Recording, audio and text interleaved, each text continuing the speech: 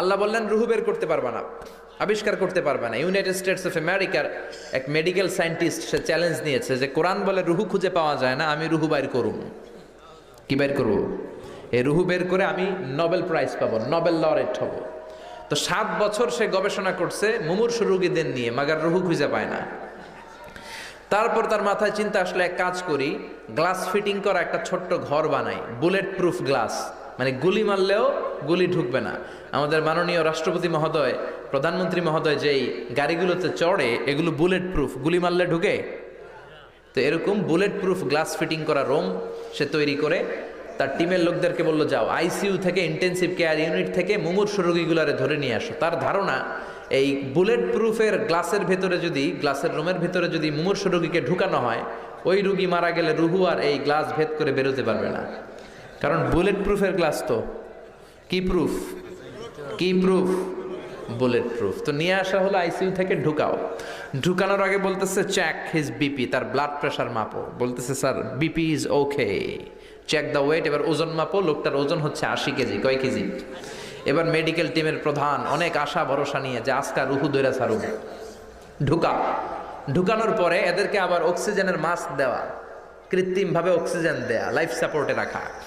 Medical টিমের প্রধান বলল লাইফ সাপোর্টটা খুলে ফেল। সবাই বলল স্যার খুলে ফেললে তো মরে যাবে। টিমের প্রধান কয় মারার জন্যই তো আনছি, না মরলে রুহু পামু কেমনে?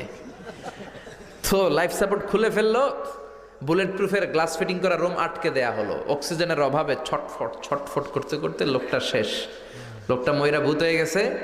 এবার মেডিকেল টিমের প্রধান রুহু খুঁজে ডানে বায়ে, কিন্তু রুহু তো পাওয়া যায় না, রুহু পাওয়া যায় না। এবার গ্লাসের দরজা খুলে মুমূর্ষু রোগীটা মরে গিয়েছে, মরা লাশ বের করে হাত দিয়ে গ্লাসের ভিতরে এরকম খোঁজা শুরু করছে। রুহু কি খোঁজে? রুহু বুঝে এমনি ধরা যায়? এটাকে টাকি মাছ হাতানোর মতো কথা বলে, খুঁজে পাওয়া যায় না। সে বললে একটা কাজ কর, চেক হিজ বিপি। বিপি মাপতো, স্যার মরে গেছে তো কোনো বিপি নাই, মানে এই যে অলিন্দ নিলয় সিস্টোলিক ডায়াস্টোলিকের যে ধাক্কা, এটা নাই, মরে গেছে। কিন্তু মরার পরে মানুষের ওজন থাকে কি থাকে না? মরার আগে লোকটার ওজন ছিল কয় কেজি? 80 কেজি। এবার ওজন দিয়ে দেখা গেল লোকটার ওজন হয়ে গেছে 78 কেজি। কয় কেজি কমছে? কয় কেজি? মেডিকেল টিমের প্রধানকে আমি পাইছি। সবাই কয় কি পাইছেন? কয় ওইটা। কোনটা? কয় রুহু। কেমনে পাইছেন? কয় মরার আগে ছিল 80 কেজি, মরার পরে 78 কেজি, কমছে 2 কেজি। তার মানে যেটা উড়াল দিছে ওইটাই 2 কেজি। মানে কিছু একটা তো পাইছে, রুহু না পাক, কিছু একটা হিসাব মিলানো গেছে না? তা না হলে মরার আগে 80, মরার পরে 78 হবে কেন?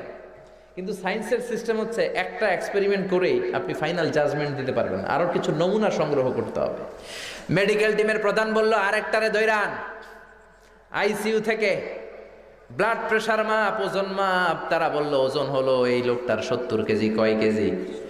আবার গ্লাস ফিটিং করা রুমের ভিতরে ঢুকায় দিল। লাইফ সাপোর্ট খুলে ফেল, অক্সিজেন নাই। এই লোকটাও ছটফট করে মরে গেল। এইবারও রুহু খুঁজে, রুহু নাই।